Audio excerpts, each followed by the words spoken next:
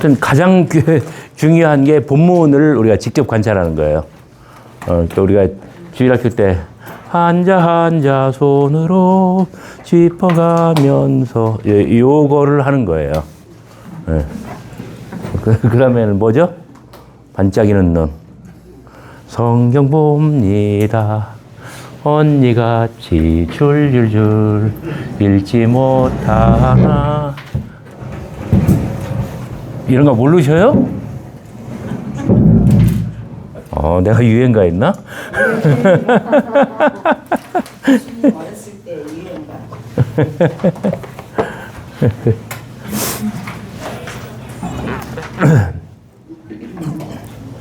고린도후서 2장 14절부터 7장 4절까지를 뭐라고 부른다고요? 변명의 편지. 그 다음에 쓴 건 뭐예요?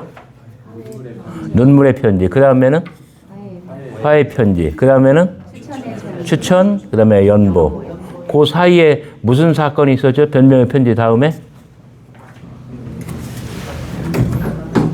한 10cm는 열어놔요. 10cm는. 예?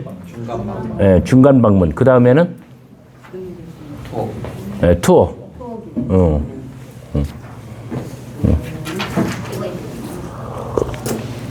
그러니까 변명의 편지 쓰고, 그 다음에 와장창이에요. 그냥 바울이 이제, 바울 인생의 그 최악의 기간으로 떨어집니다. 그리고, 제가 금요일 날 올린 동영상이, 거기에 포함되어 있는, 그 기간에 포함되어 있는 편지들이 맨 처음에 변명의 편지, 그 다음에 중간 방문 투옥, 그 다음에 눈물의 편지, 그 다음에 빌립보서 1, 2, 3, 그 다음에 빌레몬서, 그 다음에 어떤 해방, 석방. 그래가지고 어디로 가요? 네, 드로아 마게도냐. 마게도냐로 가서 쓴 편지가 뭐죠? 그 다음에 이제 눈물의 편지, 그 다음에 그 다음에 추천, 연보, 그죠? 자, 요렇게 하면 고린도 후서가 끝나고, 그 다음에 바울의 전성기가 사실상 끝나는 거예요. 그 다음에 편지 딱 하나 남아요, 뭐? 로마서. 그 다음에 고린도로 들어가서 세 번째 방문 들어가잖아요. 그 다음에 로마서 쓰고 이제 바울의 사역은 사실상 끝나는 거예요. 그리고 예루살렘으로, 그 각 교회의 대표단 이끌고 헌금 가지고 가서 전달하고 돈은 다 넘기고 몸은 잡히고, 그리고는 평생 이제 풀려나지 못하고 이제 로마로 가이사랴 로마로 압송돼서 이제 순교하는 거예요. 그 뒤로 어떤 뭐 사절을 보내거나 뭐 또 편지를 쓰거나 하는 것이 없어요. 그래서 지난 금요일 날 제가 동영상 올린 것이 로마서만 빼놓고는 사실상 고린도 바울의 그 전성기는 그걸로 이제 거의 다 끝나는 거죠. 지금 우리가 고린도후서 들어가면은 바울 전성기에 이제 뭐랄까 그 후반부 중에서도 그 막판으로 이제 막 진입해 들어가는 겁니다. 자, 2장 14절 15절 끝에 그리스도의 향기니, 우리는 그리스도의 향기니, 그 다음에 3장 2절 너희는 우리의 편지라, 3절 너희는 우리로 말미암아 나타난 그리스도의 편지니. 그러니까 저도 젊었을 때 성경에 그리스도의 향기, 그리스도의 편지, 제가 이렇게 밑줄 긋고 마크에 해놓은 거 있었어요. 근데 이제 여기에 얽힌 어떤 사연을 알아야 돼. 그래야 이제 그 진짜 뜻을 알고 풀이할 수가 있어요. 그리스도의 향기보다 더 중요한 게 그리스도의 편지입니다.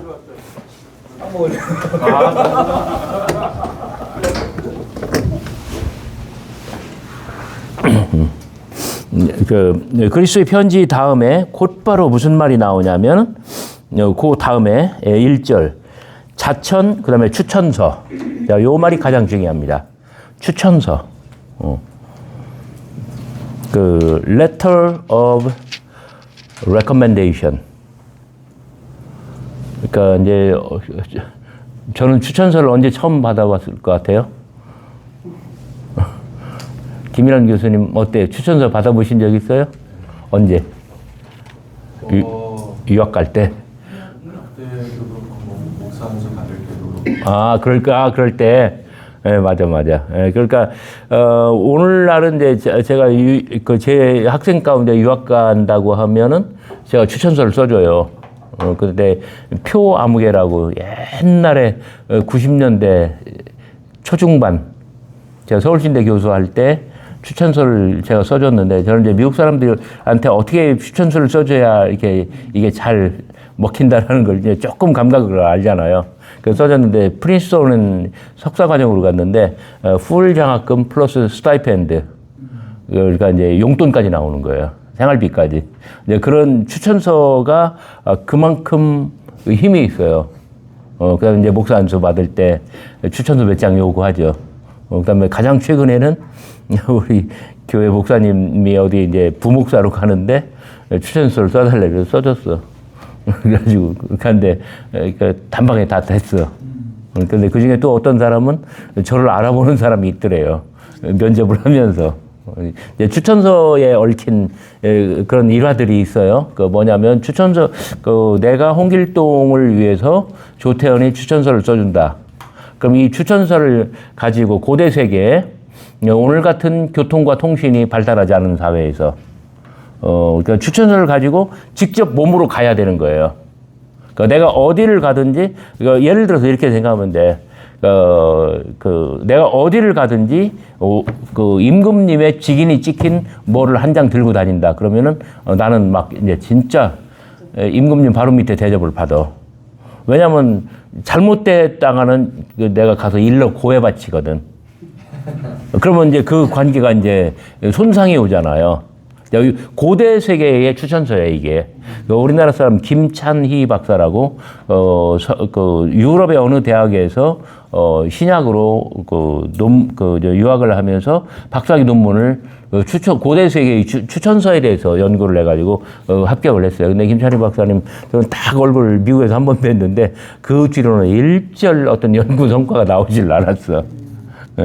근데 그 김찬희 박사님의 추천서 연구는 사실은 신약 연구라기보다는 고전학이에요. 클래식스. 고대 세계의 어떤 추천서. 그러니까 이 추천서 편지 한 장을 지참하고 여기저기를 만져 누비는 거예요. 그러면 하여튼 인문학에서 여러분 여행이라고 하는 거는 이제 가장 보편적이고 어떤 단골 주제입니다. 여행은 정말 사람으로 하여금 많은 일을 겪게 만들고, 가운데로 이렇게 지나가면 돼요. 많은 사람을 만나게 하고, 사건을 일으키게 하고, 그 다음에 여행길, 여행의 뒤안길에는 무수한 에피소드가 남아요. 그러죠? 네, 그래서. 근데, 김찬희 박사는 그런 걸 연구한 거예요. 근데 아무튼, 자, 여기 추천서라고 하는 이 세 글자가 나왔는데, 여러분, 한번 형광펜 있으신 분들, 엷은, 핑크나, 한번, 저와 함께 변명의 편지에서 한번 자취를 따라가 보겠습니다. 3장 1절 자천. 자천은 뭐예요? 스스로를 추천하는 거. 자기가 자기를 추천하는 거. 그 다음에 1절 옆에 추천서. 그 다음에 4장 2절 끝에 스스로 추천하노라. 그러니까, 난 이런 거 참 마음에 안 들어. 자천이라고 했으면 여기도 자천하노라 그렇게 하면 되잖아. 그지? 환장이야. 그 다음에 5장으로 넘어가면은 12절. 우리가 다시 너희에게 자천하는 것이 아니요. 자천. 그 다음에 6장 4절. 하나님의 일꾼으로 자천하여. 자천. 자, 그래서, 그 다음에 조금만 있으면 이제 7장 4절로 끝나잖아요. 그죠? 변명의 편지에서 가장 일관되게, 처음부터 끝까지, 뚫고, 전체를 꿰뚫고, 지나가는 하나의, 어떤 주제어가 있다고 한다면 그 추천서 또는 추천입니다. 제가 결론부터 말씀드리면 고린도 교회의 그 새로운 적대자, 만만치 않은 상대, 아주 막 진짜 칼을 뽑아 들고 네가 죽나 내가 죽나 한번 싸워보자, 겨뤄보자. 이럴 아주 필생의 적이 또 나타났어요. 이 사람은 그 여러 가지 흔적을 고린도 후서에 남겼는데 눈물의 편지에서는 이 사람이 지극히 크다는 사도들이라는 말로 표현이 되어 있습니다. 지극히 크다는 사도들. 10장과 11장에 나옵니다. 이 사람들은 추천서를 지참하고 다닙니다. 베드로나 야고보급일 거예요. 그런데 바울은 추천서가 없어요. 그래서 추천서가 없다는 데에 시비가 걸린 거예요. 네, 그러면서 추천서는 그러니까 본인은 추천서가 없지만 고린도 교회를 향하여 너희들의 존재 자체가 세상을 향하여 나를 그리스도께서 보내시는 추천서다. 나는 어디에 가도 너희들의 이름을 대면은 통할 수 있다. 이제 응용을 하면 적용을 하면 그런 논리가 발생합니다. 그래서 너희는 우리의 편지다. 너희는 우리로 말미암아 나타난 그리스도의 편지다라고 말을 합니다.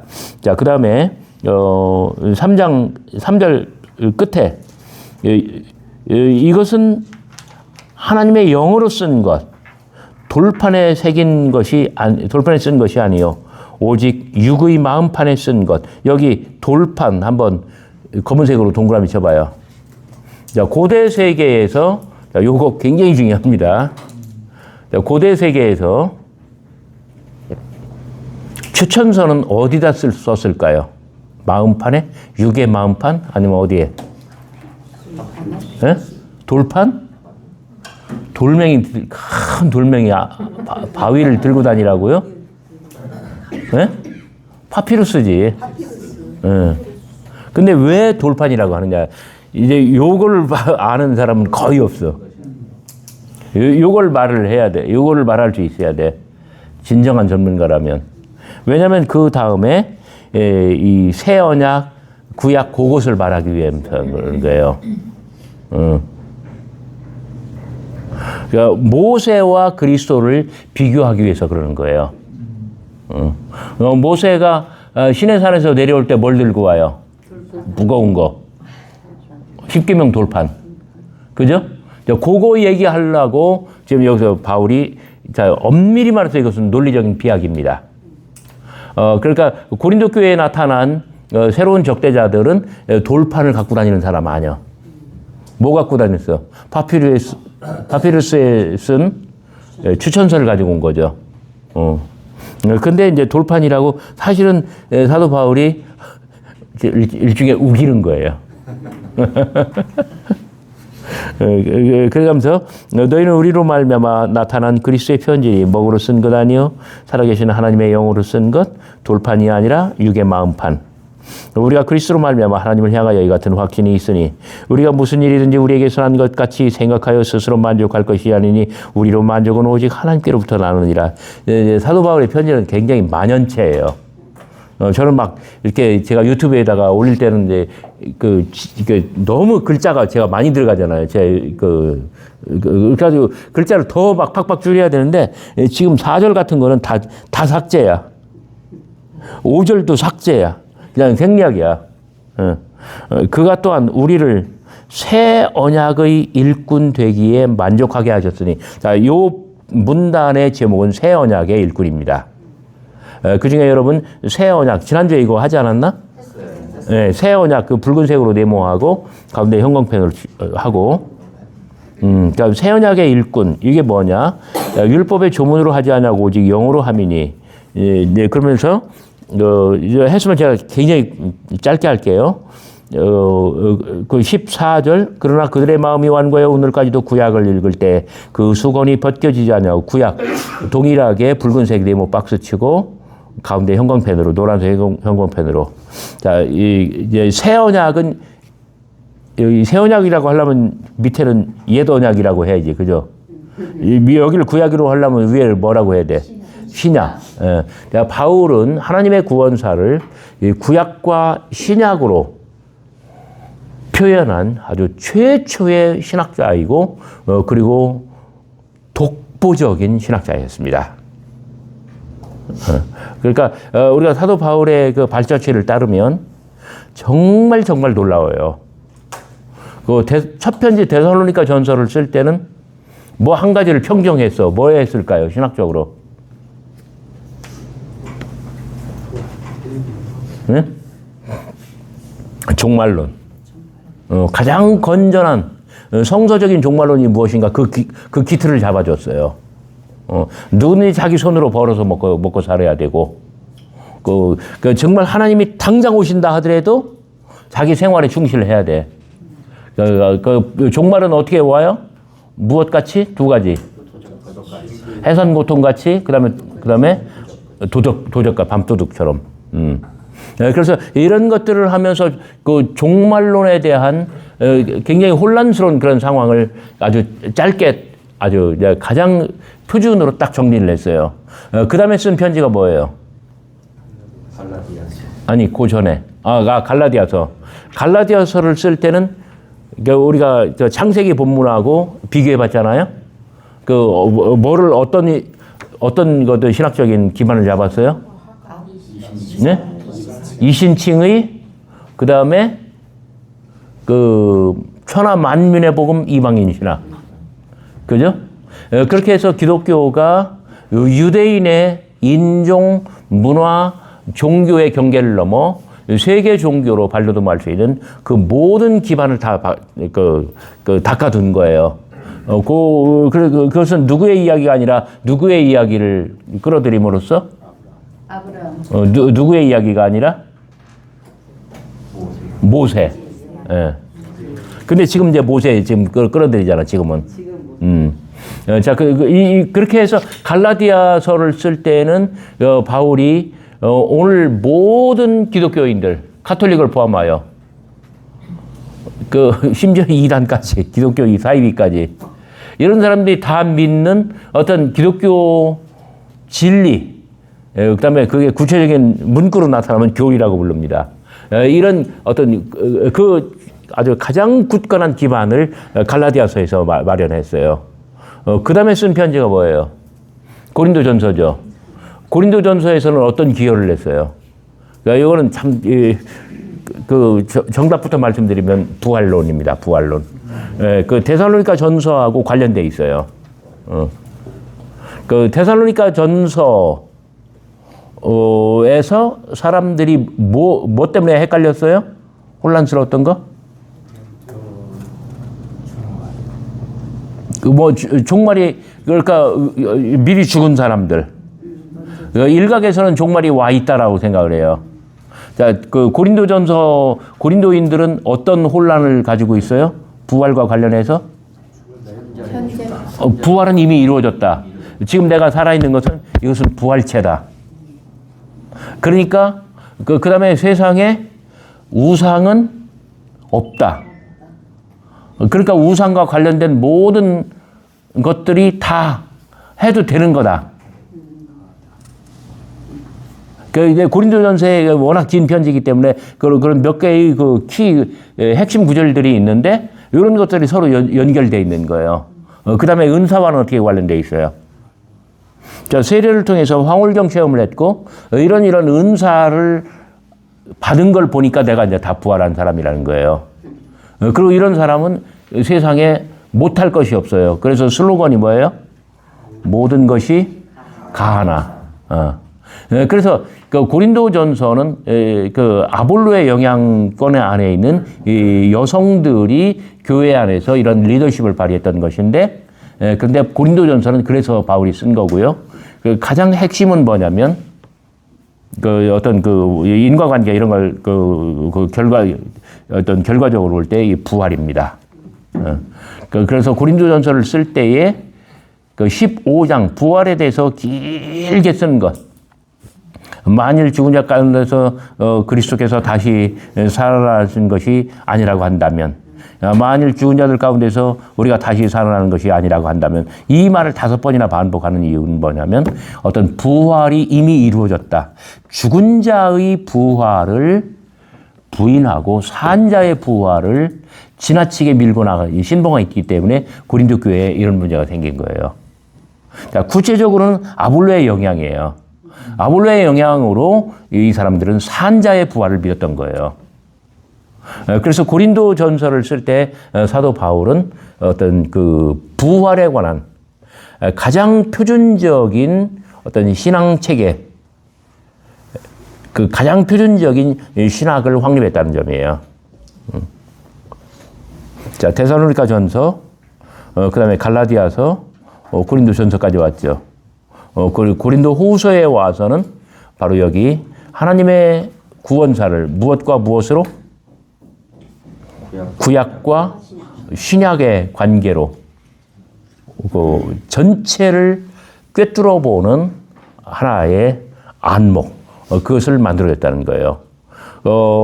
사도 바울이 고린도 후서 3장에서 정말 이 부분, 변명의 편지에서 이것을 이야기한 이후 기독교는 바울의 관점을 고스란히 받아들였습니다.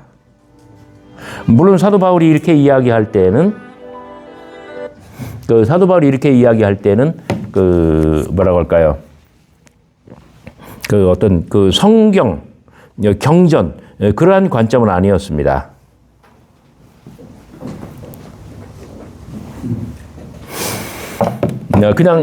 그냥 개념으로 추상명사로서 구약과 신약이에요. 그 예수 그리스도 이전의 모든 것들은 모세가 대표하는 하나의 뭐예요? 옛 언약, 낡은 언약이에요.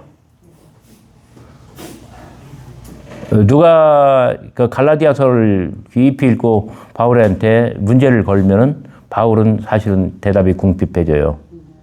왜냐하면 갈라디아서를 쓸 때는 지금 바울이 말하는 구약의 대표가 누구였어요? 네? 아브라함이었지. 그죠? 근데 지금은 모세라고 말을 해. 그럼 바울은 궁색하지만 바울은 이렇게 대답할 거예요. 아, 접대는 아브라함이라며. 시방은 왜 모세요? 그때 문제하고 지금 문제하고 다르잖아, 이 사람아. 그때 문제는 뭐였어? 할례. 아브라함도 할례 했어. 몰라? 지금 문제는 뭐예요? 세 글자. 지금 문제는 뭐예요? 그 적대자들이 가져온 거, 품에 지니고 온 거, 추천서. 지금 문제는 추천서기 때문에 내가 시방 이거 얘기하는 거지, 이 사람아. 정신없네. 바울도 할 말은 있어요.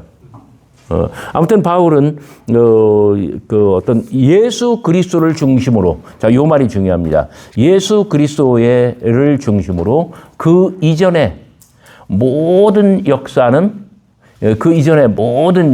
뭘로 봤어요? 옛 언약, 구약으로 봤습니다. 예수 그리스도로 말미암아 하나님의 구원세에 완전히 새로운 전환점이 발생했습니다. 그래서 지금부터는 뭐라고 불러요? 새 언약 그리고 신약. 나로 말할 것 같으면 나가 말지 뭐예요?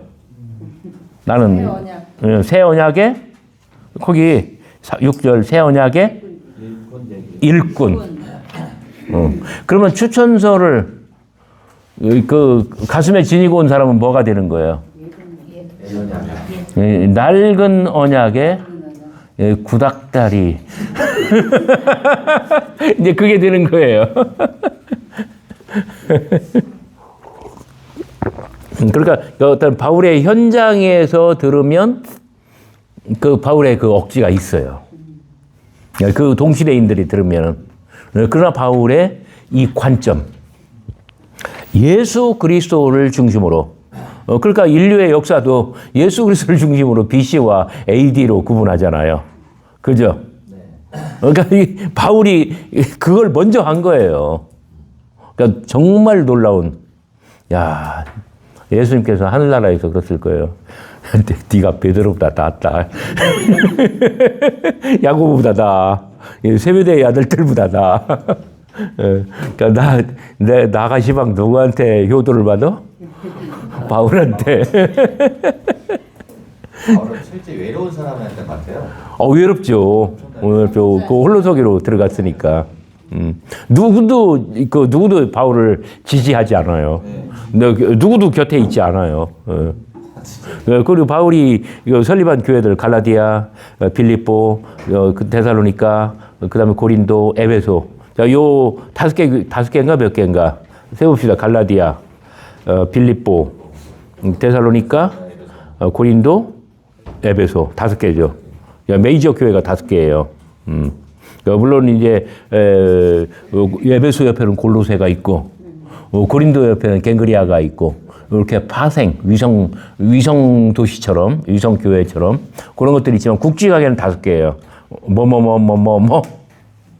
맨 처음에 1번 갈라디아, 2번 빌립보, 3번 데살로니가, 4번 고린도, 5번 에베소.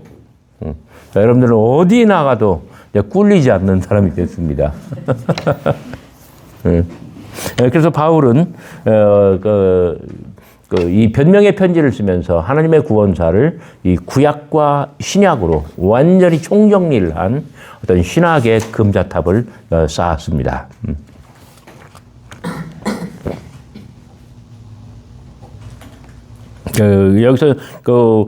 여기서 바울이 모세와 관련해서 사용하는 가장 중요한 단어는 수건입니다. 수건이라는 단어가 여러 차례 나옵니다. 모세가 호렙산에서 돌판을 들고 내려왔을 때 모세의 얼굴이 불타는 것 같이 마치 태양빛처럼 그렇게 빛났습니다. 그래서 바라보면 그 사람이 이스라엘 사람 백성 개개인이 타 죽었습니다. 그래서 모세의 얼굴을 뭘로 덮었어요? 수건으로. 자, 요 수건의 이미지를 바울은 극대화합니다. 그래서 모세의 얼굴을 수건으로 가린 것처럼 율법이라고 하는 것은 마치 이와 같이 답답한 것이다. 그러니까 추천서가 밥 먹여주냐? 추천서가 이거 살아서 역사하는 힘이 있어 없어? 막 바울이 지금 다그치고 있는 거예요. 이까지 것도 이게 종이 한 장이 뭐라고? 그러니까 이거 추천서는 지금 2가지로 좀 나타나고 있는 거예요. 하나는 뭐냐면 돌판. 또 하나는 이 돌판을 덮고 있는 수건. 그러죠? 그래서 그 모세의 율법이라고 하는 것, 그 다음에 그 추천서는 모세의 율법에 관련된 것인데, 그래서 바로 이런 점에서 그 베드로보다는 야고보 쪽이었을 거라고 보는 거예요. 추천서를 써준 사람이. 왜냐하면 그 바울이 그 추천서의 그 배경과 기원, 그 출발점을 지금 모세로 잡고 있잖아요. 그러니까 모세를 팔아먹는 사람이 누구예요? 율법을 팔아먹는 사람. 그것은 그 정말 그 수건으로 얼굴을 가리고 선을 보는 것처럼. 그러면 이 수건 너머에 있는 저 총각의 얼굴이 곰보인지 아니면 피부 관리한 사람인지 뭐 알 수가 없잖아요. 네, 그런 것처럼 이거 답답하다는 거예요.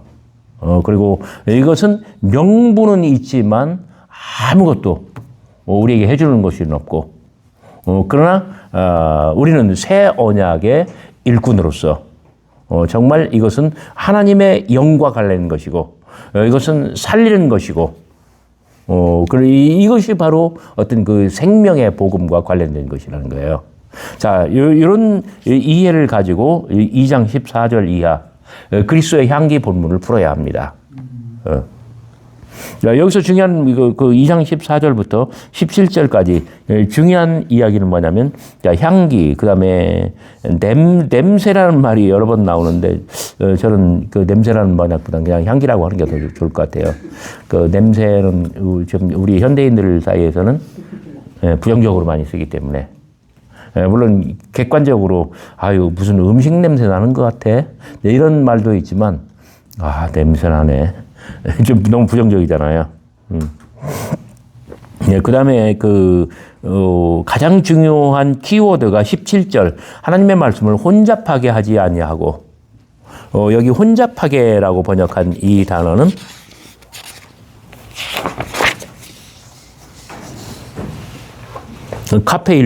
카페일류오는 이런 거예요. 포도주 장사가 그 값을 많이 받기 위해서 포도주 원액에다가 물을 쏟아 부어요. 그럼 부피가 늘어나죠. 그래가지고 폭리를 취하는 거예요. 그러면 포도주 맛이 조금 변질될 수밖에 없죠. 자, 요게 바로 뭐냐면 혼잡하는 거예요. 혼잡하게 하는 거예요. 그 기름도 마찬가지입니다. 뭘 비슷한 걸 섞어요. 그래가지고 그 순수 포도주, 순수 기름. 그러니까 주유소에 가면 물 섞으면 되겠어요, 안 되겠어요? 네, 그런 거예요. 그래서 이게 혼잡하게 하는 거예요. 그 다음에 또 다른 하나는 뭐 물이나 아니 포도주나 기름이 아니더라도 그 리아카 장사. 그 영어로는 페들러라고 합니다. 페들러. 그래서 바로 이 부분에서 사도 바울은 그 고린도에 나타난 그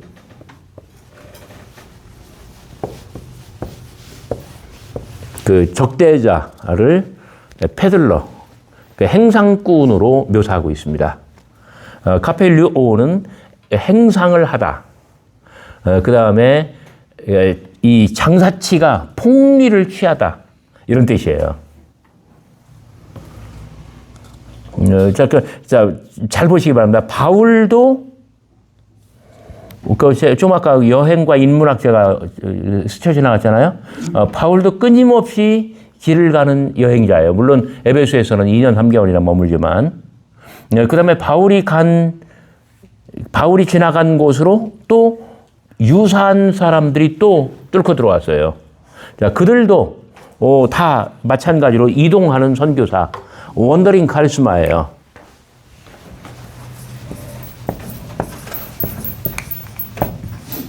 원더링 카리스마.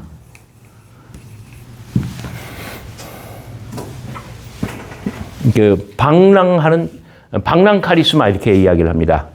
카리스마라고 하는 것은 뭐냐면 뭐 병자를 고치고 하는 어떤 비범한 능력, 영적인 능력을 소유한 사람들. 사실 바울에게는 그런 어떤 이런 비범성은 없어요. 근데 지금 고린도 교회에 들어온 사람들은 이게 있어요. 자, 바울도 그러니까 요즘 말로 하면 역마살이 낀 사람이야. 끊임없이 지금 우리가 5개의 교회라고 이야기를 했지만 지금 바울은 이걸로 족하지 않아요. 만족하지 않아요. 바울의 꿈은 또 뭐예요? 저 짝으로 가는 거. 어디?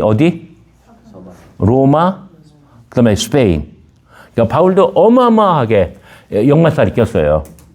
지금 바울을 뒤쫓아오는 이 사람들도 마찬가지예요. 그래서 페들러예요.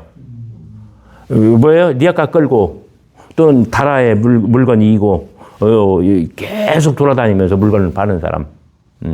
그래서 바울은 고린도 교회에 뒤따라 들어온, 바울은 지금 에베소에 있죠. 고린도 교회에 들어온 바울의 어떤 자기의 적대자들을 가리켜서 페들러, 복음의 잡상인, 복음의 잡상, 이거 뭘까, 장사꾼. 자, 좋은 말이에요, 나쁜 말이에요? 지금 나쁜 말이에요. 그 다음에 그냥 단순히 그 장사에서 윈윈 하는 게 아니라 지금 어떻게 하는 거예요? 뭘 취한다고? 폭리. 예. 자기의 이익을 취하는 사람. 이걸 가지고 돈을 벌어먹으려고 하는 사람.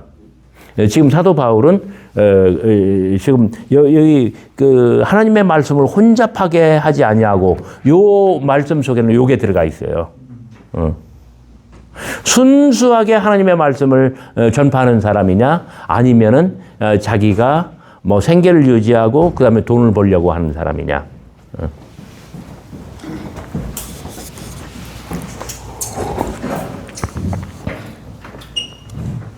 자, 이 말은 4장 2절에서 다시 나타납니다.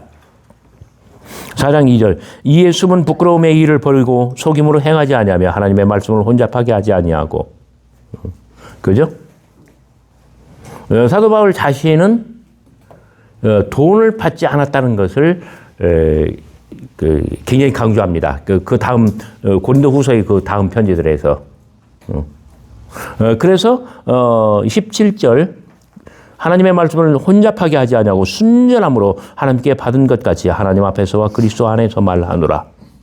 우리말로 너무 유려하게 축약을 했습니다만은 우리는 순전함으로 그 하나님께 어떤 소명을 받아서 하나님께 받은 것 같이 하나님 앞에서 그리스도 안에서 그러니까 우리는 그리스도 안에서 하나님께 그 어떤 그 사명을 받고 위임 받고 그리고 하나님의 어떤 보내심으로 말미암아 우리는 너희 앞에 섰고 그리고 복음을 전파하는 일종의 전권 대사다 이 말이에요.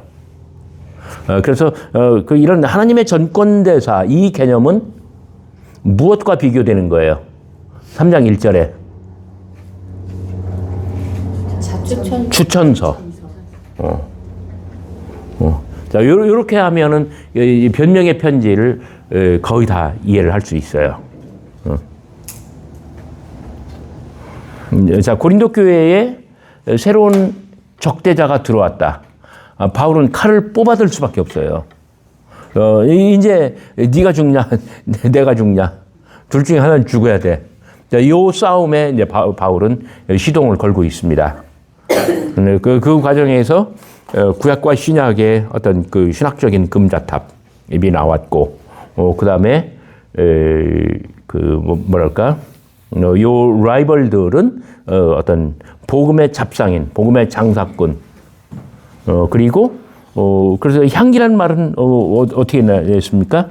자, 14절부터 읽어봐요. 항상 우리를 그리스도 안에서 이기게 하시고 우리로 말미암아 각 회에서 그리스도를 아는 냄새를 나타내시는 하나님께 감사하노라. 자, 분명 서간문의 편지 형식의 그 도입 부분이죠. 그죠? 맨 앞에 인사말이 빠져 있는 거죠. 나 바울은 누구누구와 함께 어디 교회에 편지하노니. 요 말만 빠지고 바로 감사의 인사가 나오잖아요. 우리는 구원받는 자들에게나 망하는 자들에게나 하나님 앞에서 그리스도의 향기니 이는 이 사람에게는 사망으로부터 사망에 이르는 냄새, 저 사람에게는 생명으로부터 생명에 이르는 냄새라. 누가 이 일을 감당하리요? 그래서 이 향기가 그 아름다운 그 향내, 아로마 향기, 이것이 솔솔 아주 풍겨나는 것. 그래서 정말 사람들의 가슴에 스미고 사람들의 영혼을 적시는 이 그리스도의 향기. 자, 요거는 시간적으로 볼 때는 빨리 이루어지는 거예요? 아니면 오랜 시간이 요하는 거예요? 그거예요. 추천서는 당장 눈앞에 보이는 거예요. 그러나 향기는 시간을 필요로 해요. 그러니까 우리가 인간관계를 하다 보면은 정말 아주 단기전에 능한 사람이 있고요. 저도 그런 적이 있어요. 부목사님이 있는데 청년들을요 2시간 동안 쉬지 않고 웃길 수가 있어요. 그리고 2시간 동안 귀야 해가면서 요 스탠스를 흔들리지 않고 기도회를 인도할 수가 있어요. 그리고 막 간증을 할 때는요, 막 정말 스테반의 얼굴이야. 옥구슬 같은 눈물이 뚝뚝뚝뚝 떨어져. 근데 담임 목사를 막 난자질을 해가지고 쫓아내. 장로님들하고 이렇게 손을 잡고. 나고 보내요. 네? 나고 보내요. 뭐 그렇게까지는 모르겠는데 아무튼 단기전의 명수예요. 지금 어디 서울에서 목회하는데 막 사람 꼬시는 거 명수야. 내 전임자를 그렇게 갖고 내보냈어요. 난 똑같이 그 함정에 지금 들어가 있는 거야. 근데 그 사람의 내 전임자는 그 사람한테 이제 희생을 당해가잖아요. 자기에게 칼을 맞고. 그러니까 자기가 불러줬어. 근데 자기를 불러준 사람을 그렇게 정말 몇 달 안에 쳐서 암살을 해가지고 내보내는데, 암살이 아니야. 그냥 거의 이제 그랬는데, 이분은 이제 굉장히 장기전에 또 능한 사람이에요. 그 장기전은 어떤 인격적으로 이 보증이 되지 않으면 아무것도 안 되는 거예요. 그잖아요. 근데 이 국면을 단기전으로 이끌고 가면 장기전에 능한 사람은 이거 못해요. 지금 바울과 적대자의 싸움은 일종의 이런 거예요. 그 바울은 단기전이 아니에요. 그래서 고린도 후서 10장, 11장에 보면 바울은 말에 약한 사람이에요. 말빨이. 그러니까 고린도전서에서 보는 것처럼 어떤 아볼로의 영향을 받은 사람은 말에 약한 사람에 강한 사람이에요. 강한 사람이잖아요. 그러니까 이게 싸움이 어려운 거예요. 고린도 후서에서도 마찬가지예요. 그러니까 바울은 말에 약해요. 그리고 인물이 거의 제급으로 나빠요. 외모가. 그래가지고 이제 이런 것들이 고린도인들한테 자꾸 거슬리는 거야. 그래가지고 누가 새로 왔다 하면은, 막 완전히 그냥 반색을 하고, 막 구세주가 온 것처럼 그렇게 반기고, 이런 것들이 고린도 교회에서 이제 반복이 되는데, 자, 여기서 추천서와 향기, 자, 편지와 향기. 편지는 바로 보자마자, 바로 인정할 수 있는 것. 향기는 오랜 세월이, 긴 시간이 지나야 드디어 알 수 있는 거예요. 지금 바울은 추천서가 없는 사람 입장에서 지금 향기를 말하는 거예요. 향기는 긴 세월 지나봐야 이 사람이 얼마나 진실된가, 그 다음에 이 사람이 얼마나 참으로 훌륭한가, 그리고 정말 우리 마음에, 우리의 영혼에 정말 하나님이 보내주신 진짜 사도다라고 하는 것을 알 수 있는 거죠. 마치 우리가 부모의 은혜를 깨닫는 것 같은 것 같아요. 우리가 자라면서 정말 왜 남의 집 애들처럼, 우리 친구들처럼 왜 소풍 갈 때 화려하게 안 해줘? 왜 나한테 옷 자주 안 사줘? 우리는 늘 이런 불평을 가지고, 불만을 가지고 자랐어요. 우리 애들 보니까 그래. 지 엄마, 지 애미, 가난한 건 모르고. 근데 크면 알아. 저도 애 낳아봐. 저도 힘들게 살아봐. 그러면 알잖아요. 자, 이게 향기는 긴 세월이 필요한 거예요. 바울은 지금 향기를 이야기하면서 정말 17절에서 아주 논리가 막 확 굽이치면서 소용돌이를 일으키면서 논리가 아주 비약적으로 점프합니다. 그 사람들은, 추천서를 가지고 온 사람들은 뭐예요? 하나님의 말씀을 혼잡하게 하는, 막 섞어파는, 가지고 폭리를 취하는 이 장돌뱅이들, 이게 행상꾼들, 장사꾼들, 아주 속임수가 가득한 사람들. 그러나 자기는 뭐예요? 향기. 향기. 자, 변명의 편지 거의 이제 잡혀 나가나요? 네. 사실 요만큼만 하더라도 변명의 편지를 많이 해요. 그 다음에 저기 5장 12절, 우리가 다시 너에게 자천하는 것이 아니요 오직 우리로 말미암아 자랑할 기회를 너에게 주어 마음으로 하지 않고 외모로 자랑하게 하는 자들, 자랑하는 자들. 자, 외모. 요 말은 고린도 후서 10장인가요? 어디서 한 번 더 나옵니다. 여기 어디 외모라는 말이 있는데, 너희는 너무 사람을 외모로 보는도다. 눈물의 편지에서 한 번 나와요.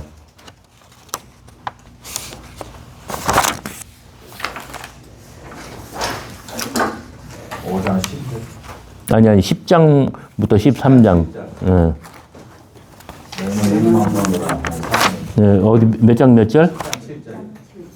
10장 7절? 네, 외모.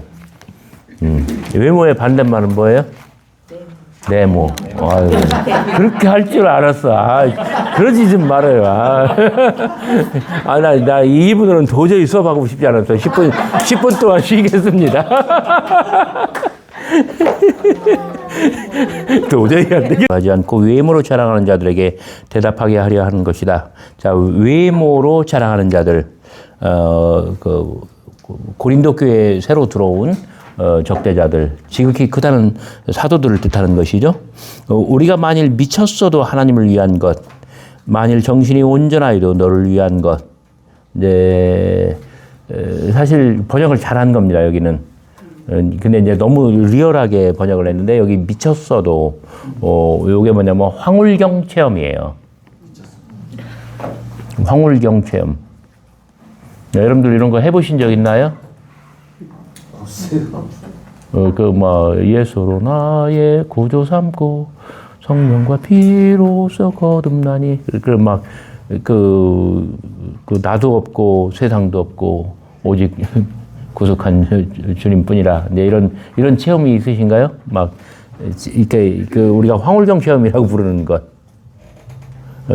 정말 신비한 형상 보이도다. 그러니까 고린도 교회는 이제 맨 처음에 이것을 한 것은 아볼로죠. 그런데 지금은 누가 이걸 하냐면 지극히 크다는 사도들이 이걸 하는 거예요. 그들에게는 어떤 영적으로 굉장히 고조되어 있는 그런 아주 특별한 은사가 있었습니다. 나중에 그 다음 편지, 변명의 편지에서는 환상과 예언이라고 하는 것이 이제 어떤 주제로 드러나요. 그들에게는 그게 있고 바울에게는 이게 없는 거예요. 그들에게는 이제 그런 게 굉장히 강해요. 근데 바울은 그런 쪽보다는 어떤 영적으로 민감하고, 그 다음에 막 고조되고 이런 것보다는 바울은 사실은 좀 쿨한 지식인이야. 신학자야. 그런 영적인 은사는 부족해요. 바울에게는. 그래서 바울이 지금 우리가 미쳤어도 하나님을 위한 것, 정신이 온전하여도 너희를 위한 것. 야, 바울의 이런 글발은 아무도 못 당해요. 말발은 약해도 글발은 강합니다. 어떻게 보면 말장난한 거 같잖아요. 미쳤어도 하나님을 위한 것, 정신이 온전하여도 너희를 위한 것. 바울은 어느 쪽이에요? 미쳤어요? 아니면 온전하여요?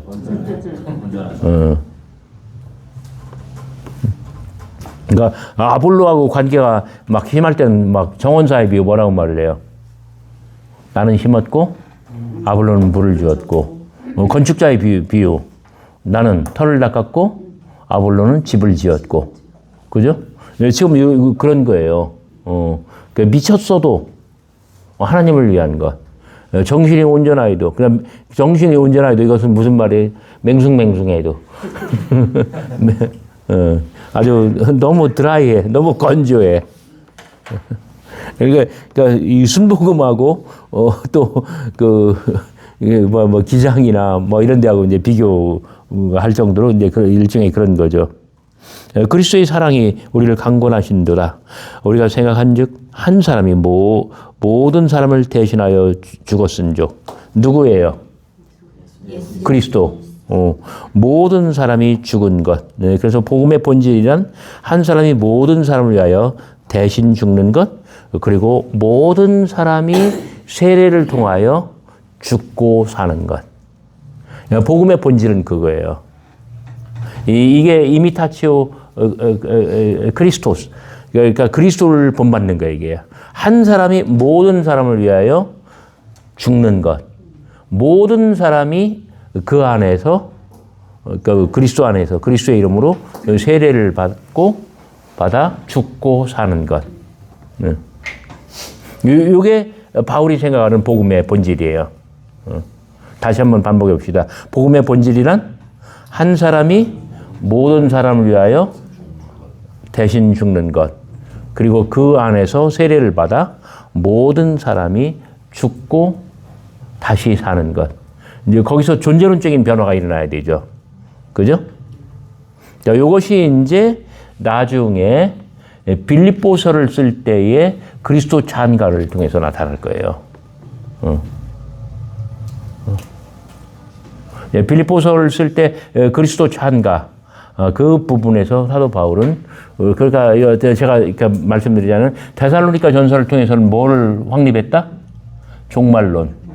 갈라디아서를 통해서는 이신칭의의 복음, 천한 만민의 복음, 이방인의 신학. 그다음에 고린도전서에서는 부활. 부활에 대해서 이제 평정을 한 거예요. 그리고 고린도후서 변명의 편지에서는 신약과 구약. 그리고 이제 빌립보서를 쓸 때 그리스도 찬가에서는 기독론입니다. 그때. 그래서 참 하나님, 예수 그리스도는 참 하나님이며, 그러니까 참 신이며 참 인간이다. 그러한 어떤 그 교리적인 부분이 아주 막강하게 그 기초를 쌓게 됩니다. 여기서 14절에서 이 복음의 본질, 한 사람이 모든 사람을 대신하여 죽고 모든 사람이 그분 안에서 세례를 통하여 죽고 다시 살아. 그래서 어떤 그 존재론적인 변화를 겪는 것. 지금 요 사상이 이제 그리스도 찬가로 갈 거라는 거예요.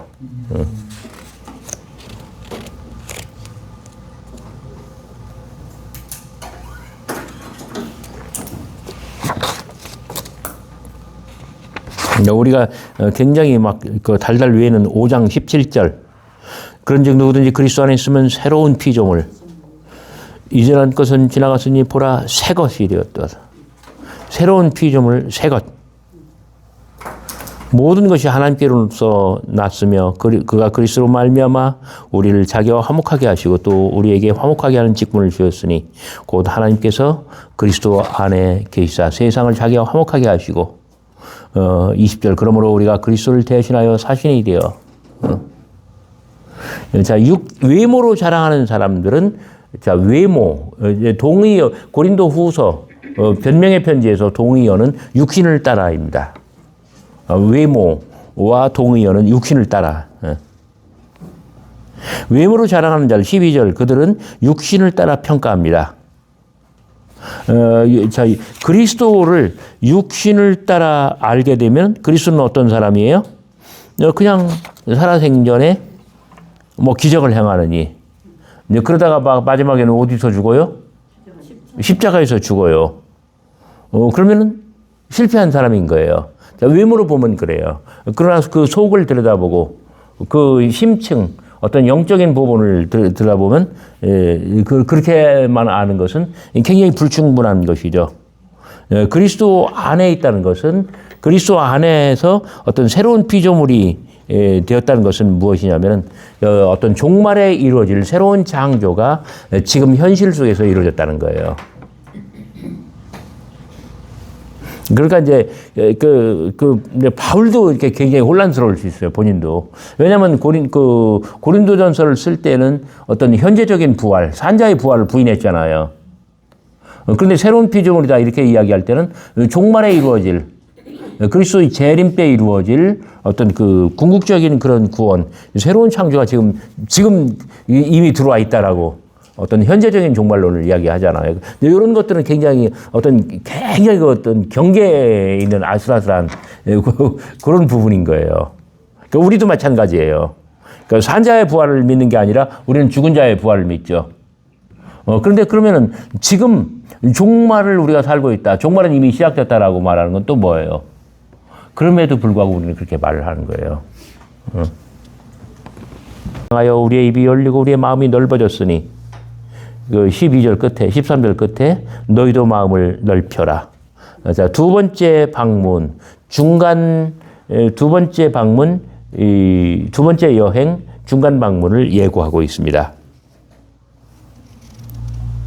그 다음에 7장 2절 우리가 아무에게도 불의를 행하지 않았고 아무에게도 해롭게 하지 않았고 아무에게도 속여 뺏은 일이 없느라. 자, 요 말은 어느 구절과 짝을 이룰까요? 아까 네? 앞에서 했던 네, 앞에서 했던 뭐 어떤 말? 카페일류 O. 뭐? 복음의 잡상인. 말씀을 혼잡하게 하는 것. 이렇게 이제 딱딱 맥이 이제 잡히시기 시작하나요? 여러분들 레벨가 굉장히 높아지신 거예요. 영어로 말할까요? 레벨. 일본어로 말할까요? 레벨로. 자, 눈물의 편지로 들어갑니다. 10장부터 13장. 그러니까 변명의 편지와 눈물의 편지 그 중간에는 어떤 중요한 사건 두 개가 있다고요? 마게돈 중요한 사건이요? 네. 중간 방문과 투옥. 그러니까 눈물의 편지 그 타이틀 위에다가 중간 방문, 투옥 그렇게 한번 써봐요.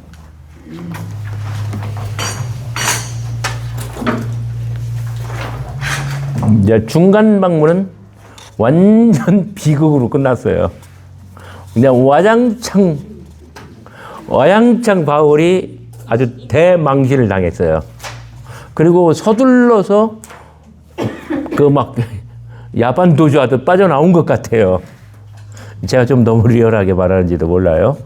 그 다음에 그 다음에 설상가상으로 바울은 어떻게 됐다고요?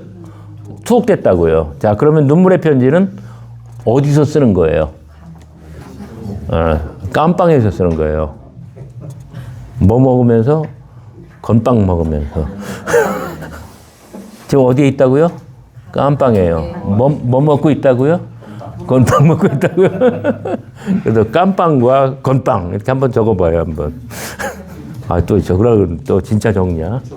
그래도 적는 사람이 잘하는 거예요, 그래도. 왜냐면 잊어버리지 않으니까. 그죠? 자, 무슨 빵과 무슨 빵이라고요? 깜빵과 건빵. 그건 마치 외모와 내모하고 같은 거예요.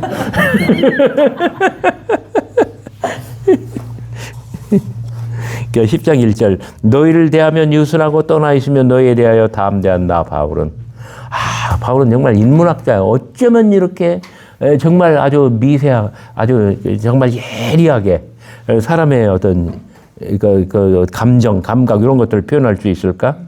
여러분 자를 대고 너희를 대면하면 그다음에 떠나 있으면 두 줄 밑줄을 만들어 봐요. 너희를 대면하면 떠나 있으면.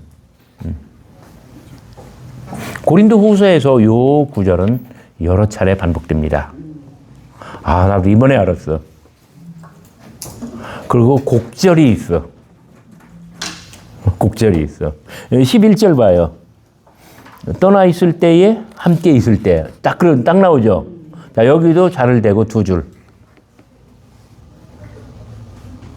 그 다음에 13장 10절. 떠나 있을 때에 대면할 때 또 자를 대고 두 줄.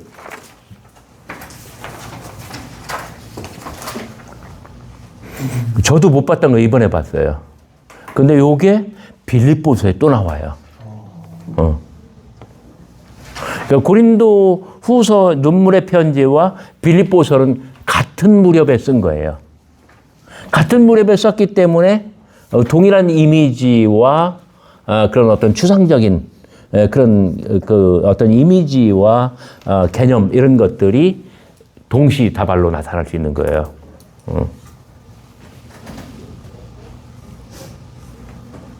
그러니까 이렇게 생각을 해봐요. 바울이 1년 6개월 고린도에서 목회할 때는 문제가 있었다라고 하는 흔적이나 단서가 있어요, 없어요?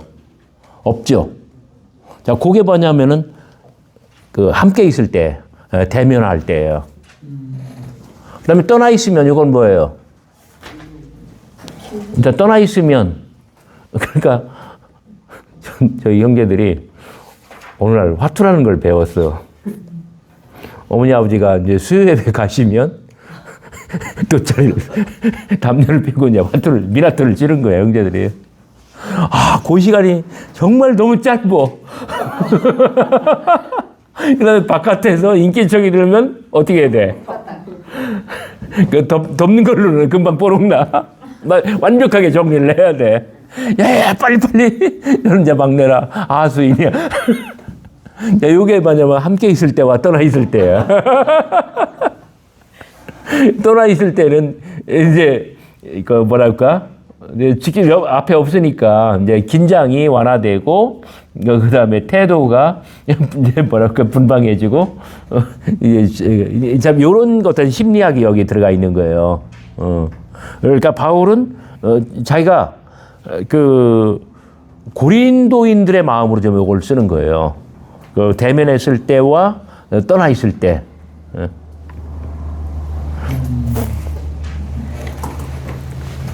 그 너희를 대면하면 유순하고 떠나 있으면 너희에 대하여 담대한 나 바울은. 야, 이게 완전히 이게 충청도식 이게 정서예요, 이게. 앞에서는 말 못해. 윤 감독님 맞습니까? 그 원래 충청도 분 아니시죠? 아니셔요? 예. 네. 근데 충청도 목회가 힘든 게 이런 거예요. 면전에서는 스트레이트하게 말 잘 못해. 권 교수님 이거 터득하셨어요? 충청도에 오래 살면서? 네, 어느 정도. 그러니까 이제 우리 총장님이 저에 대해서 불만이 많으셔요. 근데 저 면전에서는 저한테 못 혼내요. 되로졌다가 말로 받을까봐. 근데 다른 사람들한테는 다 제 불평 다 해요. 이게 이제 지금 바울도 완전히 충청도 사람이에요. 그 본 적이 어디라고요? 충청도. 그러니까 그 대면하면 유순한데 떠나 있으면 말이 많아. 자, 요것은 바울에 대한 고린도인들의 비판이에요. 그래서 사람이 일관성을 잃었다. 앞뒤가 다르다. 겉과 속이 달버. 달버도 한참 달버. 달버 이렇게 한번 써봐요. 어떻게 써야 돼? 대면하면 유순하고 떠나 있으면 담대한 나 바울은 이제 그리스도의 온유와 관용으로 친히 너희를 권하고 또한 우리를 육신에 따라 행하는 자로 여기는 자들에 대하여 내가 담대히 대하는 것 같이 너희와 함께 있을 때 나로 하여금 이 담대한 태도로 대하지 않게 하기를 구하노라. 아우, 너무 만연체라 참 본심을 의도를 헤아리기가 힘들어.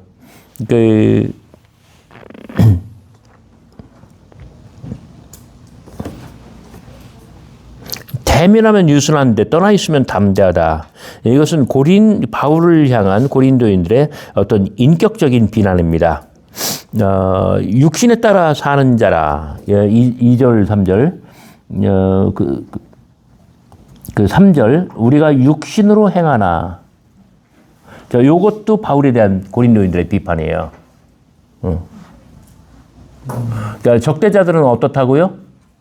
영적으로 고주돼 있고 그런 특별한 은사를 과시한다고요. 거기에 비하면 바울은 너무 맹숭맹숭해. 그러니까 그 영성이 부족해. 바울은 그러니까 지금 새로 오신 양반들은 굉장히 어떤 그 영적으로 아주 그런 사람인데 바울은 뭐랄까 너무 약이요. 요 얘기예요. 어떤 바울은 영적인 능력이 부족하다라고 하는 그러한 그 비판입니다. 그래서 바울은 우리가 육신으로 행하나 그래 너희들의 말이 옳다. 또는 심지어 너희들 배후에 있는 그 새로운 적대자들 그들의 말이 옳다. 그러나 엔사르키 육신 안에서 사는 것 맞아요. 다 육신 안에서 살지. 육신 밖에서 살면 지금 육체가 없다는 이야기인데 죽어서 육체는 땅속에 있다는 이야기인데 그죠? 우리가 육신 안에 엔사르키 in body 또는 in flesh 이렇게 사는 건 맞아. 그러나 육신을 따라 사는 것 카타 사르카 육신을 따라 사는 것은 아니야. 굳이 말하자면 육신을 따라 사는 사람 누구예요? 어떤 적대자들. 그래서 3절부터 5절까지 그 4절부터 5절까지 우리가 싸우는 무기는 육신에 속한 거죠. 우리들의 싸울 것은 육체 아니요. 요 구절에서 나왔나 보죠. 오직 어떠한 진도 무너뜨리는 하나님의 능력이라. 모든 이론을 무너뜨리며 하나님 아는 것을 대적하여 높아진 것을 다 무너뜨리고 모든 생각을 사로잡아 그리스도에게 복종하게 하니. 자, 이것은 아주 4, 5절은 완전히 군사 용어입니다. 너희의 복종이 온전히 될 때에 모든 복종하지 않는 것을 벌하려고 준비하는 중에 있노라. 너희는 외모만 보는도다.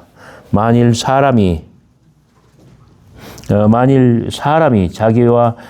자기가 그리스도에게 속한 줄 믿을진데 자기가 그리스도에게 속한 것 같이 우리 또한 그런 줄 자기 속으로 다시 생각할 것이라. 주께서 주신 권세는 너희를 무너뜨리려고 하신 것이 아니요 세우려고 하신 것이니 내가 이에 대하여 지나치게 자랑하여도 부끄럽지 아니하리라.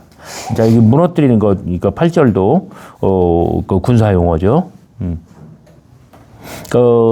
눈물의 편지에서는 변명의 편지와 달리 바울에 대한 적대자들 그리고 고린도인들의 비판, 네, 이런 것들을 굉장히 아주 직설적으로 다 표현을 합니다.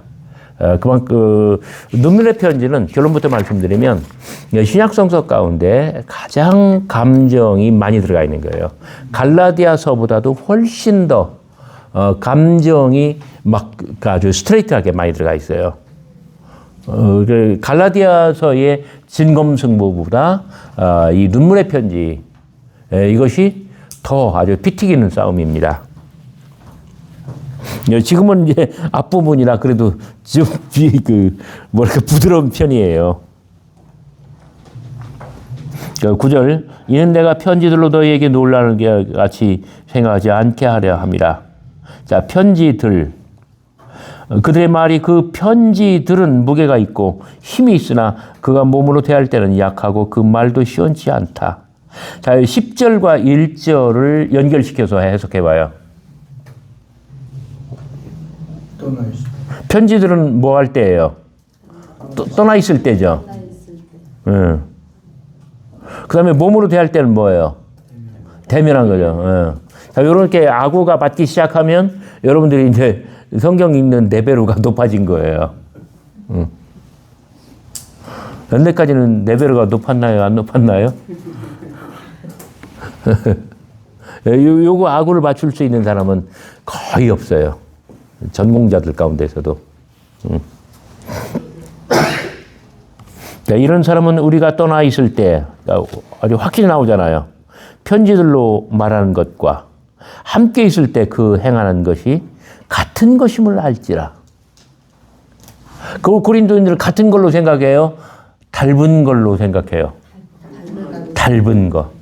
그죠? 예. 그러나 바울은 나는 일관되다라는 것을 말하는 거예요.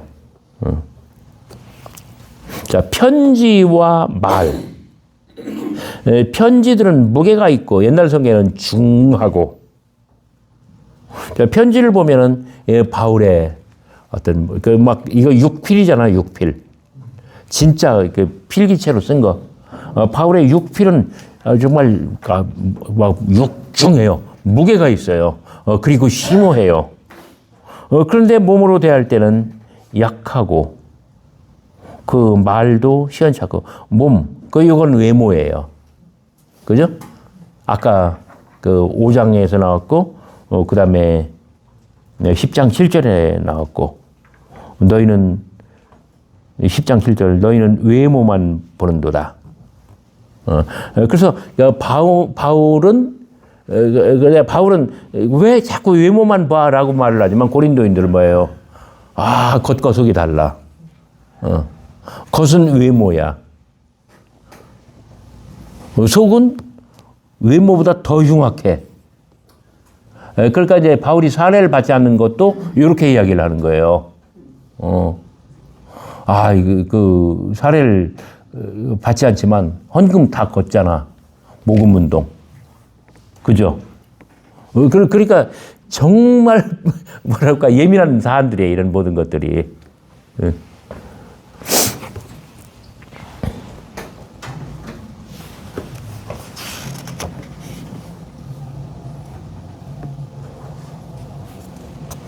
이 10절 같은 경우는 저는 굉장히 중요하게 여깁니다. 그 바울의 어떤 바울의 실제 이걸 아주 적나라하게 표현한 거잖아요. 그들의 말이 누굴까요? 그들 적대자들 내지 또는 플러스 그 고린도인들. 이거는 바울에 대한 제3자들 그 어떤 3인칭 그 평가입니다. 그 10장 1절 대면하면 유순하고 떠나 있으면 담대하다. 바울 자신이 이렇게 말을 하는데 사실은 이게 누가 한 말이에요? 고린도인들이 하는 말이죠. 근데 바울도 이 말을 받아들인 거예요. 나도 그 솔직히 말하면 나 자신도 인정해. 그러나 지금은 뭐라고 해요? 그러나 어떤 심층적인 면에서는 이건 같은 것, 일관된 것.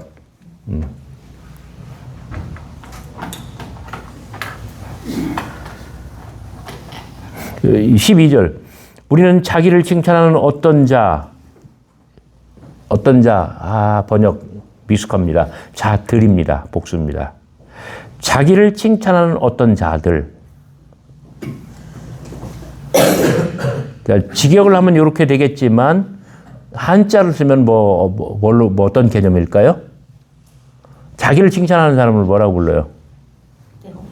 네? 네 글자. 자화자찬. 네, 그거예요. 자화자찬. 네. 자화자찬하는 사람들. 누굴까요? 적대자들이에요. 그 지극히 크다는 사도들. 거기 바로 그 밑에 나오죠. 11장 5절. 그죠? 지극히 크다는 자들. 그 다음에 11장 5절. 그 다음에 12장 11절. 지극히 크다는 사도들.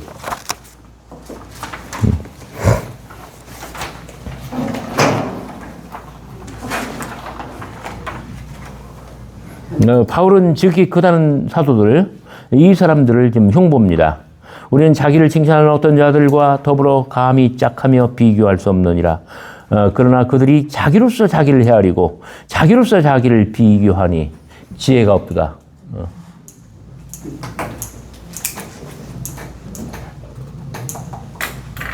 자기로서 자기를 헤아리고 자기로서 자기를 비교하니 진짜 자화자찬인 거죠. 내가 이 구절 가만히 읽으면서 곰곰이 바울의 형편에서 이 구절을 생각하며 저한테 영적인 깨달음이 왔어요. 아, 나도 지금껏 이렇게 살았구나. 자기로서 자기를 헤아리고 자기로서 자기를 비교하고 그러면서 그 교만이 하늘 찔렀구나. 네, 저도 이런 생각을 해봤습니다. 네, 그러나 우리는 분수 이상의 자랑을 하지 않고 도리어 오직 하나님이 우리에게 나눠주신 그 범위의 한계를 따라 사노니 곧 너에게까지 이른 것이라. 그 바울은 범위의 한계를 따라 하노니, 다시 말해서 아주 그 절도 있게 절제하며 살았다는 거예요. 그 한계를 지키면서. 그런데 저 사람들은 그 한계를 지키지 않았다. 다른 표현은 뭡니까? 뭐를 모른다? 분수를 모른다. 분수를 모른다. 선을 넘는다. 우리가 너에게 미치지 못할 자로서 스스로 지나쳐 나아간 것이 아니요 그리스도의 복음으로 너에게까지 이른 것이라. 우리는 남의 수고를 가지고 분수 이상의 자랑을 하는 것이 아니요 오직 너희 믿음이 자랄수록 우리 규범을 따라 너희 가운데 더욱 풍성하지를 원하노라. 남의 규범으로 이뤄놓은 것으로 자랑하지 아니하고 너희 지역을 넘어 복음을 전하려 함이라. 자랑하는 자는 주 안에서 자랑할지니라. 옳다 인정을 받은 자는 자기를 칭찬하는 자가 아니요 오직 주께서 칭찬하시느니라. 그러면서 어떤 그 자기 자랑, 자화자찬, 그 다음에 교만 이런 것들의 문제를 그 어떤 지적하면서 적대자들이 지나치게 그렇게 갈 때에 거기를 따르지 말라고 말을 하고 있는 것입니다.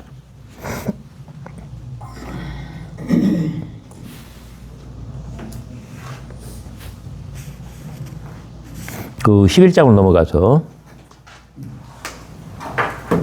그러니까 10장에서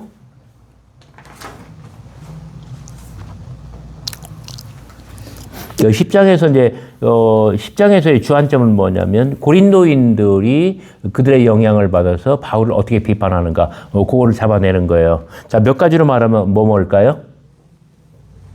함께 있을 때와 떠나 있을 때 일관성이 없다. 사람이 겉다르고 속다르다. 그 다음에 또 어떤 거예요? 너무 그러니까 어떤 영적인 은사가 없어가지고 그 육신에 머무는 자다. 어떤 영적인 데 도달하지 못한다는 거죠. 그죠?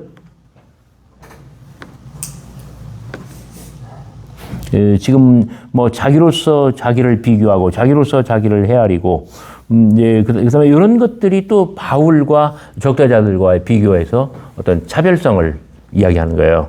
10장에는 이제 그런 점들이 잘 드러나 있습니다. 원하건대 나의 좀 어리석은 것을 용납하라.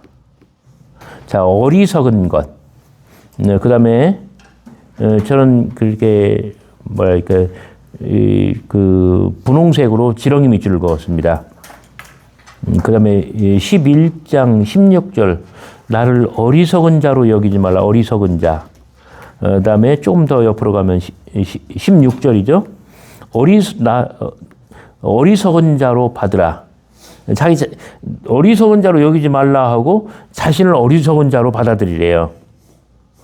그래서 오직 어리석은 자와 같이 기탄 없이 자랑하노라. 19절 어리석은 자들. 그 다음에 20절 끝에 어리석은 말이 남아. 그 다음에 12장 넘어가서 6절 어리석은 자가 되지 아니할 것은 어리석은 자. 그 다음에 11절 내가 어리석은 자가 되었으나.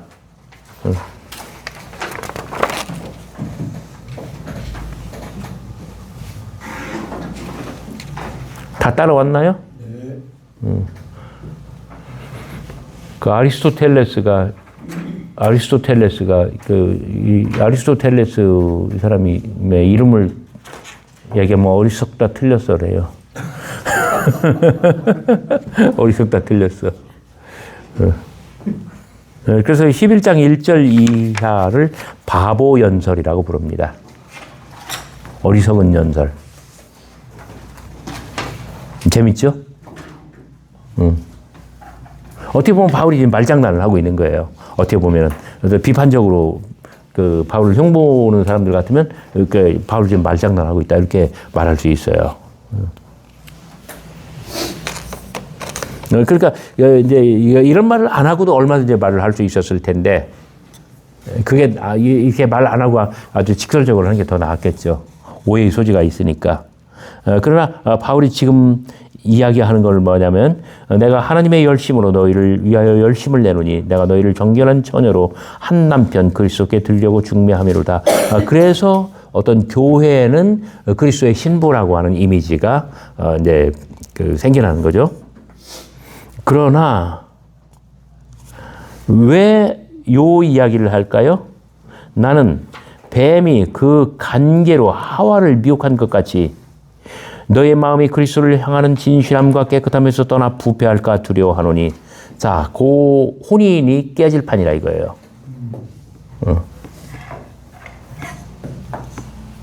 지금은 마치 동산에 뱀이 들어와 하와를 꿰는 시간.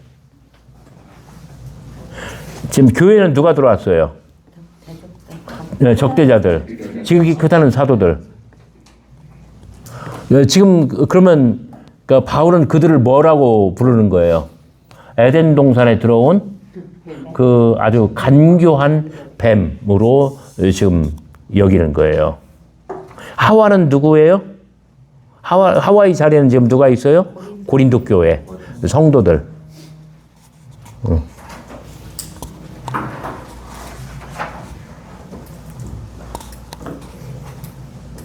만일 누가 가서 우리의 전파하지 않은 다른 예수를 전파하거나 혹은 너희가 받지 아니한 다른 영을 받게 하거나 혹은 너희가 받지 아니한 다른 복음을 받게 할 때는 너희가 잘 용납하는구나. 나는 지극히 크다는 사도들보다 조금도 부족한 것이 없는 줄로 생각하노라. 내가 비록 말에는 부족하나. 즉이 크다는 사도들은 아볼로처럼 말에 등해요. 바울은 말에 부족해요. 그러나 지식에는 그렇지 아니하나니 이것을 우리가 모든 사람 가운데서 모든 일로 너에게 나타내었노라. 제가 이제 좀 커가지고는요, 이렇게 뭐 사리를 분별하는 것도 아닌데, 예를 들어서 누가, 우리 모임에 와가지고 임원 좀 하라. 그러면 저는 제가 쉽게 말하면 좀 제가 굉장히 교만한 사람, 저는 선장을 봐요. 그 선장이 책임감이 강하고 능력이 있고, 그래서 우리 모두를 안전한 폭으로 인도할, 그럴 배라면 저는 타요. 근데 그렇지 않을 것 같으면 저는 안 타요. 절대로 안 타요. 자, 선장이 잘생겼거나 못생겼거나 하는 게, 그 이유가, 판단, 평가의 기준이 돼야 안 돼요? 안 되죠. 지금 그거예요. 고린도 교회는 누가 이 항해를 인도할 건가? 고린도인들은 그걸 봐야 돼요. 바울은 지금 외모가 어떻다고요? 내모는 어떻다고요? 그렇게 살지 마세요. 미안합니다. 죄송합니다. 지금 그걸 보라는 거예요. 어떤 본질을 봐야지.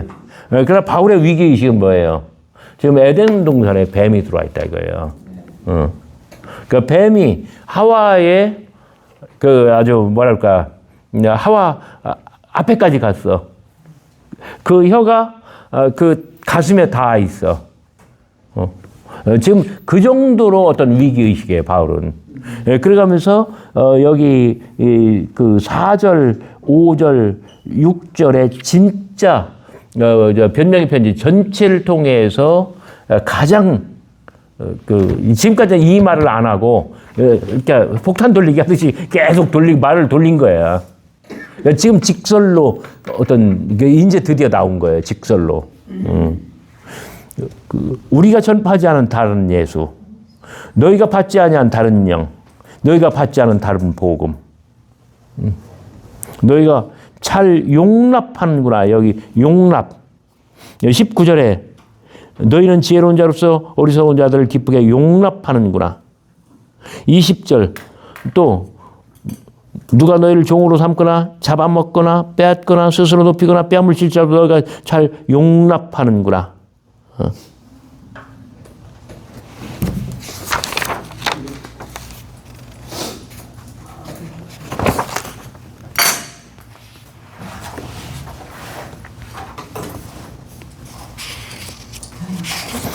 근데 1절은 뭐라고 그래요? 나의 좀 어리석은 것 용납하라. 청컨대 나를 용납하라. 바울의 절규예요.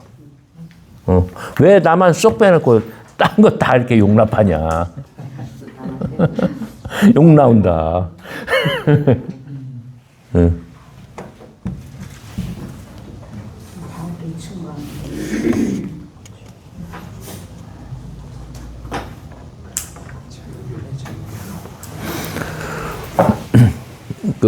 지극히 크다는 사도들, 호의,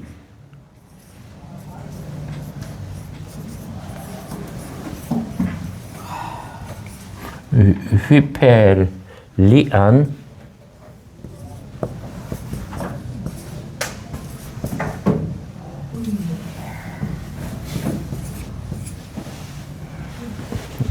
호의 휘페르티, 호의 휘페르리안 아포스톨로이. 네, 맞습니다. 영어로는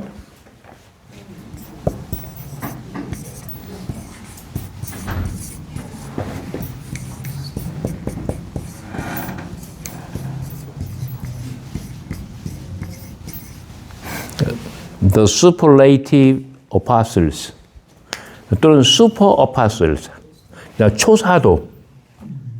우리말로는 지극히 크다는 사도라고 번역을 했습니다. 슈퍼레이티브, 최상급이라는 말이죠. 가장 높은. 컴패러티브, 비교급. 슈퍼레이티브 최상급. 최고 사도. 자, 여기 아포스톨로스, 아포스톨로이 사도들 그 직역을 하면 보냄받은 자들이에요.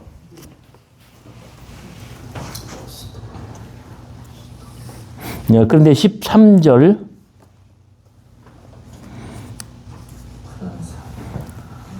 그런 사람들은 거짓 사도, 속이는 일꾼, 자기를 그리스도의 사도로 가장하는 이들. 사도라는 말이 2번 나오죠. 그러니까 그 5절에 지극히 크다는 사도들. 자, 사도. 이제 바울도 사도예요. 뭐 남들이 인정하지 않지만.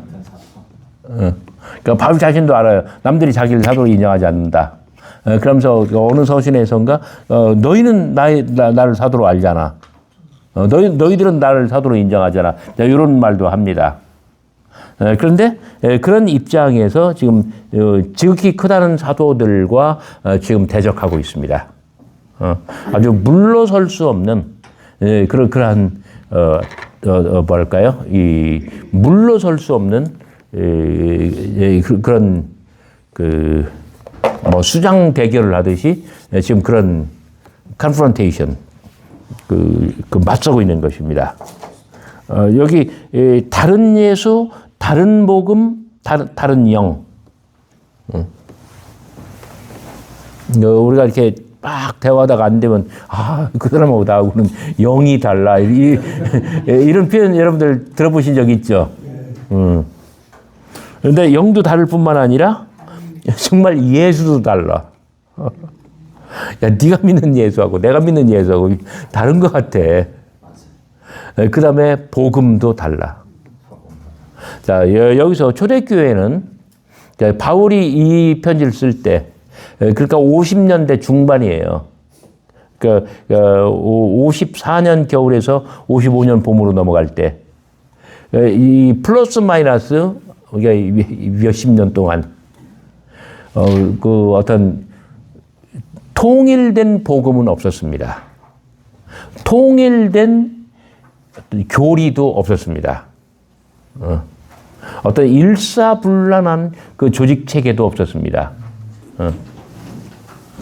그러니까 예수님은 그 문서로 기독교를 규정하지 않았어요. 예수님은 문서로 그 하나님의 나라에 대한 당신의 비전을 못 박지 않았어요. 예수님께서는 뭔가 분명하게 그렇게 어떤 뜻을 규정한 게 아니에요. 예수님은 뜻으로 계셨고, 취지로 계셨고, 비전으로 계셨고, 추상명사로 가장 좋은 것으로, 하늘의 것으로, 그런 것으로 계셨어요. 그것을 받아들이는 사람들은 다 달랐어요. 그래서 예수님이 돌아가신 후에, 특히 바울은 어떤 살아생전의 예수님을 뵙지 못한 사람이에요. 자, 이것이 누구보다도 아주 뭐랄까, 아주 분명한 한계이면서 또 누구보다도 이것이 엄청난 어떤 개방성, 가능성이에요. 그러니까 예를 들어서 막 아무개 막 탁구를 무지무지하게 알죠. 100점 만점에 막 예를 들어서 막 한 96점이야. 라고 하면은 그 수치로 딱 그렇게 고정을 하고 나면은 와, 입 벌릴 수도 있지만 96에 또 고정되고 그 넘어서지를 못하는 그럴 수도 있는 거예요. 근데 바울은 백지예요. 이게 빵점일 수도 있고 100점일 수도 있는 거예요. 그건 지가 하기 나름이에요. 근데 데살로니가 전서에서 보여준 것, 갈라디아서에서 보여준 것, 고린도 전서에서 보여준 것, 지금 고린도 후서에서 보여주고 있는 것, 이런 모든 것들을 볼 때 한계를 넘어서 정말 아주 완전 최상, 최선, 최적의 어떤 그런 투쟁과 성취를 이뤄나가고 있는 거예요. 그러니까 안목 있는 사람들 같으면, 그러니까 예를 들어서 뭐 대갓집에 안목 있는 최고의 어른, 애들끼리 싸우고, 종들끼리 싸우고, 또 여자들끼리 싸워요. 그 싸움에서 지더라도, 저놈 크게 될 놈이네. 평가를 하고 있는 거잖아요.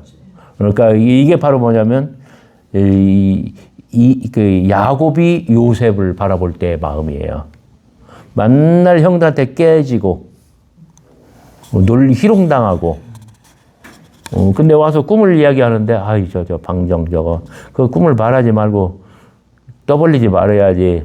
그러니까 어리니까 어쩔 수가 없어. 그러지만, 야곱은 그를 비범하게 보잖아요. 늘 아주 그 귀에 마음에 담았다고 했잖아요. 그 눈여겨보고. 지금 바울은 이 승부에서 질 수 있어요. 그러니까 변명의 편지는 완전히 진 거예요. 그렇기 때문에 중간 방문 때 그 난리가 난 거고. 그죠? 그러니까 그 변명의 편지는 완전 실패한 편지. 그래서 중간 방문이 실패한 거예요. 그러나 바울은 어마어마하게 성장하고 있어요. 지금 이 눈물의 편지는 이제 성공하는 편지가 돼요. 그러니까 적시에 지금 가장 아주 뭐랄까 최고의 시점에서 칼을 잘 뽑아든 거예요. 피하지 않고 물러서지 않고 맞서고 대결한 거예요. 그러니까 눈물의 편지로 이제 고린도 상황은 이제 진정이 될 겁니다. 자, 다시 정리하겠습니다. 바울이 한창 활동할 무렵 하나의 통일된 신학은 없었습니다. 아주 깔끔하게 잘 정리정돈된 그런 막 이렇게 아주 요약된 썸머리. 저도 대학 다닐 때 족보라는 게 있었어요. 이 썸머리를 받으면 에이와 받아. 그런 거 없었단 말이에요. 누구든지 과거 어떤 시험장에 가면은 그 자기의 소양대로 이제 글을 써야 돼, 답안을 써야 돼. 근데 아주 수많은 그 지도자들과 신학자들이 아까 이제 바울이 어디를 지나가면 또 누군가 따라온다고 했잖아요. 요게 아주 뭐랄까요? 그 일상적인 모습이에요. 그 수많은 어떤 기독교 선교사들, 사도들, 이런 사람들이 거미줄 같이 지중해 연안 전체를 다 돌아다니면서 이렇게 경쟁을 하고 있어요. 마치 잡상인들이 누가 자기의 상품을 팔아먹느냐 하는 것처럼 지도상으로 그 안디옥 교회는 요만큼만 한 것 같지만 그러나 고린도 교회를 보세요. 저 멀리 고린도까지 따라왔잖아요. 아볼로도 따라왔고, 그 다음에 지극히 크다는 사도들도 따라왔고, 이게 막 거미줄처럼 이 네트워크를 타고 수많은 선교사들, 사도들, 또 사도를 자처하는 이들이 여기저기를 다니고 있고, 근데 바울은 성격이 급해서, 그 다음에 체력이 좋아서, 그 다음에 집중력, 몰입도가 높아서 바울이 빨리 가요. 바울이 먼저 가요. 그러면 그 뒤에 그 다음 사람들이 들어와요. 근데 오늘 4절처럼 4절 말씀처럼 다른 예수, 다른 영, 다른 복음을 가지고 와요. 마치 휘발유차에 LNG 가스를 집어넣는 것처럼 이런 현상들이 막 나타나기 시작합니다. 그래서 이 인문학자들은 이렇게 뭐랄까 인간의 몸을 사회의 조직을 인간의 몸에 많이 비교를 해요.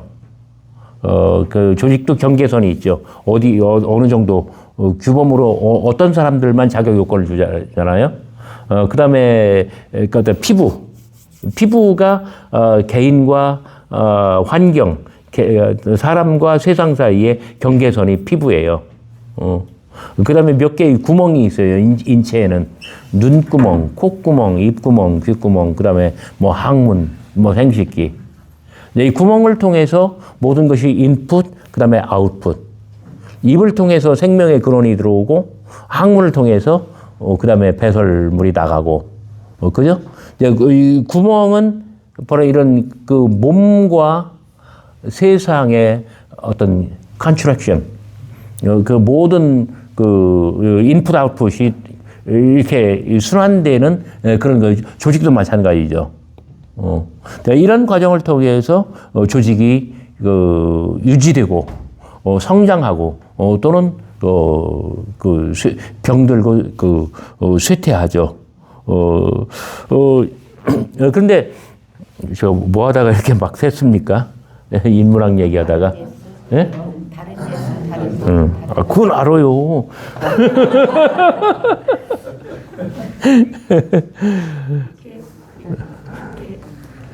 아, 이런 기분으로는 도저히 수업 못할 것 같아.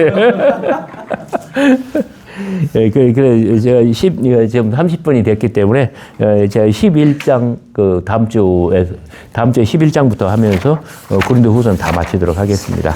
오늘 수업 여기서 마쳐도 되겠죠? 네, 감사합니다. 수고 많으셨습니다. 감사합니다.